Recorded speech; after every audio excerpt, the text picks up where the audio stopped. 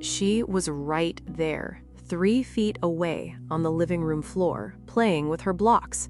And then, just for a second, her mom looked down at her phone. 1 second. That's all it took. Most parents will watch this and recognize something. Not guilt, not fear, recognition. Because the truth is, the most dangerous place for a child in the world isn't a busy street, it isn't a crowded pool, it isn't a playground with broken equipment, or a parking lot or a stranger's car. It's a home, your home. And here's the part nobody talks about. It's not because parents are careless. It's not because they weren't paying attention, or didn't love their child enough, or made some obvious mistake. It's because of something much deeper than that. Something wired into the way children see the world, and the way our homes were never actually built for them. Stay with me, because by the end of this, you're going to look at your living room differently. Picture a toddler crawling across a kitchen floor. To you, that floor is clean, familiar, safe. To them, it's a landscape of mountains and mysteries. Every cabinet is a cave, every cord is a vine, every gap beneath a shelf is an invitation, every drawer handle is something to grab, pull, and climb. Children don't explore the world despite danger, they explore it without knowing danger exists. And here's where the science gets fascinating. A study published in Psychological Science found that children under the age of 5 have not yet fully developed the neural pathways needed to assess risk in real time. Their prefrontal cortex, the part of the brain that says, "Wait, that might hurt," is still years away from being fully functional. In other words, they are not being reckless. They are being exactly what they are: curious, fearless, incomplete. That's not a flaw. That's a feature of childhood, a beautiful, necessary, occasionally terrifying feature. But it means the burden of safety doesn't rest with them. It rests with the space around them. Now I want to tell you about something called the 10-second window.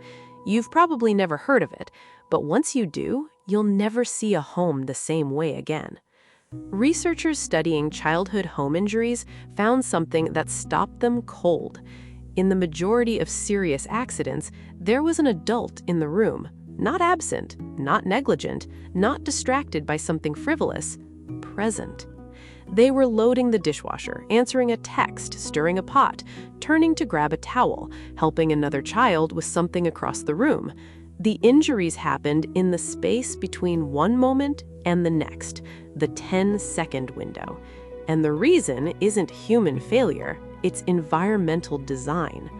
Most homes are built for adults.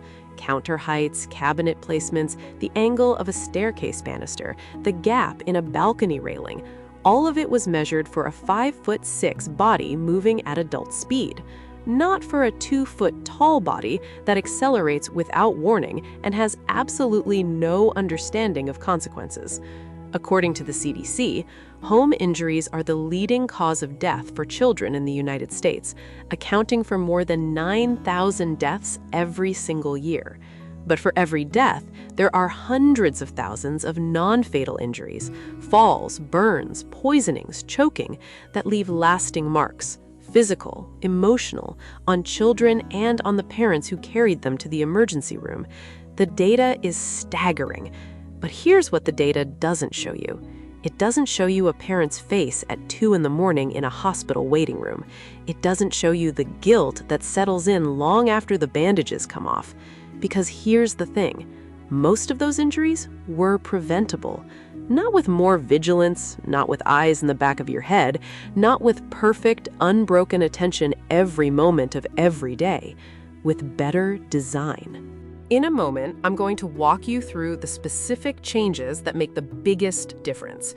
But first, I need to tell you about something called the silent hazard. It's in most homes right now. Almost no one knows it's there. And it targets children specifically, precisely because of the way children think and move and explore. It doesn't look dangerous. That's the whole problem. Tip-over incidents, when a piece of furniture falls onto a child, kill approximately one child every 2 weeks in the United States. Dressers, televisions, bookshelves, wardrobes, media stands. Children climb. That's what they do. That's what they've always done. They see a dresser drawer as a ladder rung. They lean into a bookshelf reaching for something colorful on a high shelf. They pull themselves up on anything that seems sturdy enough to hold them. And furniture that looks sturdy, solid wood, heavy construction, decades old, often isn't stable enough to survive a determined 30-pound child climbing the side of it. A study from the journal Pediatrics found that between 1990 and 2019, over 580,000 children were treated in emergency departments for tip-over injuries, more than 500,000 children over those 3 decades. The majority, the vast majority, involved children aged 2 to 4, and the majority, the vast majority, involved items that were never anchored to a wall. A $4 wall anchor strap. That's often all that stood between a normal Tuesday afternoon and a tragedy that couldn't be undone. This is what I mean by environmental design. It's not about being a better parent. It's not about loving your child more or watching them more carefully. It's about making the environment do the work so you don't have to be perfect every single second to keep them safe. Here's what I want you to do. Right now, don't skip this part, I want you to picture your home. Not as you see it every day, not as the familiar, comfortable space you move through without thinking. Picture it from 2 feet off the ground. What's within reach? What's at eye level for a child? What looks like a toy, but isn't? What looks stable, but tips? What cord disappears behind something? What gap is just wide enough for small fingers? Now, picture it moving at the speed of a 3-year-old who just heard the word cookie. Everything changes, doesn't it? That shift, that change in perspective, is what child safety experts call hazard mapping. Mentally walking through a space not as an adult who already knows the dangers, but as a child who is encountering everything for the very first time with pure, uncomplicated curiosity. And the research backs this up in a striking way. A landmark study from the journal Injury Prevention found that homes where parents completed a simple room-by-room hazard audit saw a 50% reduction in childhood injuries within 6 months. 50%. Not from being more watchful, not from following children around every moment, not from restricting their movement or limiting their play, from looking differently. So, let's look differently, together, room by room. The kitchen. This is the room where the most burns happen. Hot liquids sitting too close to counter edges, stove handles turned outward within easy reach of small hands, reaching up to see what's on the stove, ovens left ajar while they're still hot, toasters and kettles with accessible cords. The fixes are simple. Turn pot handles inward, use back burners when possible, install a stove knob cover. They cost a few dollars and make the knobs impossible for small hands to turn. Move cleaning products to high shelves, not under the sink, because under the sink, with its low door and interesting spray bottles, looks exactly like a toy cabinet to a toddler. Children under 5 are poisoned by household chemicals more than any other age group. Not because parents left them out carelessly, because the storage location made perfect sense for an adult and 0 sense from a child's perspective. The bathroom. Drowning can happen in 2 inches of water. 2 inches. A child doesn't need a pool or a lake or a river. A toilet with the lid left up. A bath left unattended for even a moment while you grab a towel from the other room. A bucket left on the floor. These are not extreme scenarios. They happen in ordinary homes during ordinary moments. Anti-slip mats inside and outside the tub. Toilet locks, doorknob covers to keep young children out entirely. And never, not once leaving a child under 5 alone in a bathroom, even briefly. These aren't overreactions. They're simply responses to physics and to the way water and small bodies interact. The living room. The corner of a standard coffee table sits at exactly the height of a toddler's forehead. Every parent who has watched a new walker discover this finds out the hard way. Corner guards. Low furniture with rounded edges wherever possible. Cords tucked away and out of reach, both for chewing hazards and strangulation risk. Nothing climbable positioned near a window. That last one matters more than most people realize.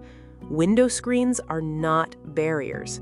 They were never engineered to stop a fall, only to stop insects. They give way under very little pressure. Window stops and window guards exist precisely for this reason. They're inexpensive, they're easy to install, and they are almost never installed until after something has already happened. The stairs. Falls on stairs account for the largest single percentage of home injuries for children under 5. Gates at the top and the bottom, not just the top. Non-slip treads on each step. And nothing left on the stairs. Not shoes, not toys, not a laundry basket set there to be carried up later. Because children don't look down when they walk. Now, here's the part I didn't expect when I started researching this. The families who do this, who sit down and do the audit, who make the changes, who anchor the furniture and install the gates and move the cleaning products, they don't just have safer homes, they report something else. Less anxiety. That might sound obvious, but here's what's interesting. A study from Child Development found that parents who took active, concrete steps to childproof their environments experienced measurable reductions in parenting stress, and that reduction in stress improved the quality of their interactions with their children. When you're not constantly bracing for the next close call, you can actually be present. You can sit on the floor and play without one eye scanning the room. You can let them explore without your heart in your throat every time they move towards something new. You can watch them discover the world without watching it through a filter of low-grade, constant fear. Safety isn't just about preventing injury. It's about creating the conditions for freedom, for both of you. Think about the home you grew up in. Think about the things you climbed, the drawers you pulled out, the places you explored when no one was watching. Most of us made it through, but most isn't the same as all. And most of us were fine is not a design philosophy. It's not a reason to leave the dresser unanchored or the cleaning products within reach or the window guards uninstalled. The children in our care don't get to redo their childhoods if something goes wrong. They don't get a second version of the afternoon that changed everything. Neither do we. So here's what I want to leave you with. Home safety isn't about fear. It's not about hovering or controlling or trying to eliminate every rough edge from your child's life. It's about knowing.